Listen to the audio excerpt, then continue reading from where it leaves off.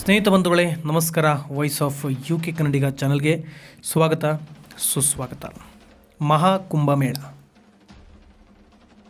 ಮಹಾಕುಂಭಮೇಳದ ಮೂಲಗಳು ಯಾವ್ಯಾವುದು, ಕುಂಭಮೇಳದಲ್ಲಿ ಎಷ್ಟು ವಿಧಗಳಿವೆ ಮತ್ತು ಅವುಗಳ ನಡುವಿನ ವ್ಯತ್ಯಾಸವೇನು ಮತ್ತು ಯಾವ ನದಿಯ ತಟದಲ್ಲಿ ಕುಂಭಮೇಳವನ್ನು ನಡೆಸುತ್ತಾರೆ ಅನ್ನುವಂತಹ ಕೆಲವೊಂದಿಷ್ಟು ವಿಚಾರವನ್ನು ನಿಮ್ಮ ಮುಂದೆ ಪ್ರಸ್ತುತಪಡಿಸುವಂತಹ ಕೆಲಸವನ್ನು ಮಾಡ್ತಾ ಇದ್ದೇನೆ.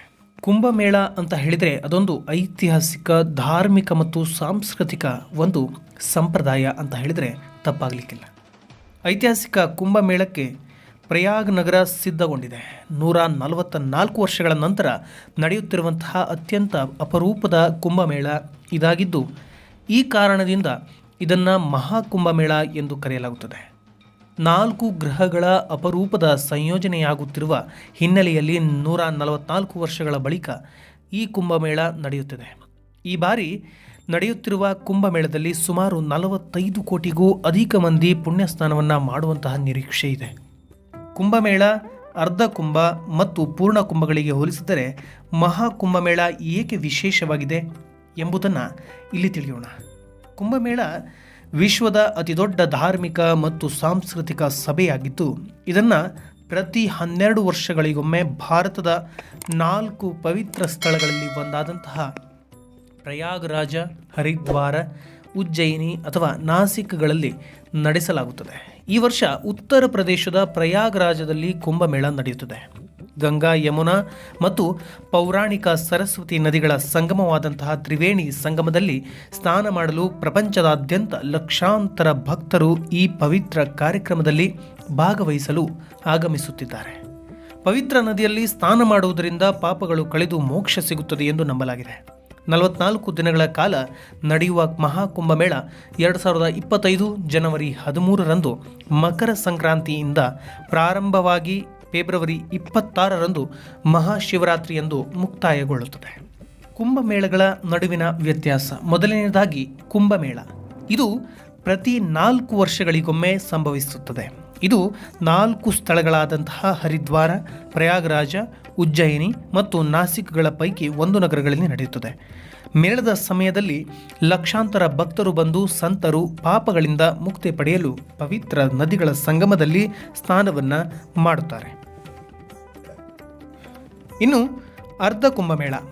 ಅರ್ಧ ಕುಂಭಮೇಳವು ಪ್ರತಿ 6 ವರ್ಷಗಳಿಗೊಮ್ಮೆ ನಡೆಯುತ್ತದೆ. ಇದು ಪ್ರಯಾಗರಾಜ ಮತ್ತು ಹರಿದ್ವಾರದಲ್ಲಿ ಮಾತ್ರ ನಡೆಯುತ್ತದೆ. ಮೂರನೇದಾಗಿ ಪೂರ್ಣ ಕುಂಭ.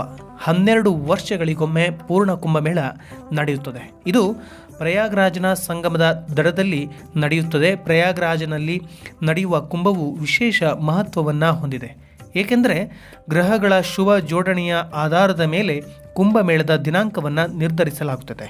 ಈ ಅವಧಿಯಲ್ಲಿ ಲಕ್ಷಾಂತರ ಹಿಂದೂಗಳು ಶಾಹಿ ಸ್ನಾನ ಅಂದರೆ ಪವಿತ್ರ ಸ್ನಾನವನ್ನು ಮಾಡಲಿದ್ದಾರೆ.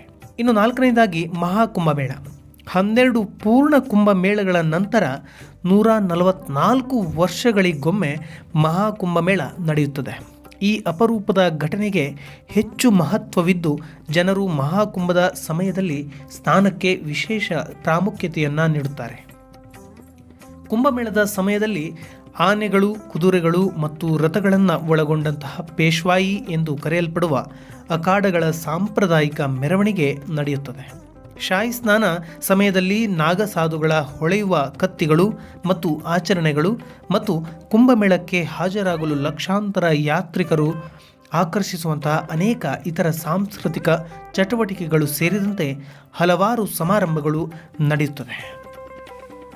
ಇನ್ನು ಸಂಗಮದಲ್ಲಿ ಶಾಹಿ ಸ್ನಾನ. ಜನವರಿ 13ರಂದು ಪೌಷ ಪೂರ್ಣಿಮಾ ಸ್ನಾನ ಅಂದರೆ ಉದ್ಘಾಟನಾ ದಿನ. ಜನವರಿ 15ರಂದು ಮಕರ ಸಂಕ್ರಾಂತಿ ಸ್ನಾನ.